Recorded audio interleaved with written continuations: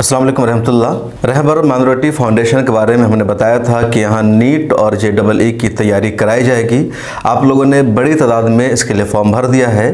10 मई को अब online test होगा। टेस्ट का टाइम होगा 3 से 5 बजे तक ऑनलाइन टेस्ट होगा। इस वीडियो के नीचे डिस्क्रिप्शन में एक लिंक मौजूद है। उस लिंक पर क्लिक करके आप रहबर माइनॉरिटी फाउंडेशन का मोबाइल ऐप डाउनलोड कर लीजिए। उस ऐप पर पूरी तफसील बताई गई है कि किस तरह आपको टेस्ट देना है, क्या क्या सवाल किए जाएंगे।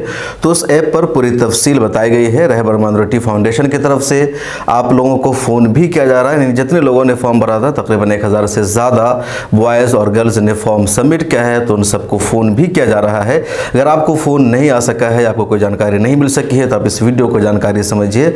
10 मई को 3 बजे आपका टेस्ट होगा ऑनलाइन। मोबाइल ऐप आपको गूगल प्ले स्टोर से डाउनलोड कर लेना है या इस वीडियो के नीचे डिस्क्रिप्शन में उसका लिंक मौजूद है। उसके बाद 12 मई को रिजल्ट का अनाउंसमेंट कर दिया जाएगा। जिन जिन का नाम आएगा उन सबकी लिस्ट निकाल दी जाएगी।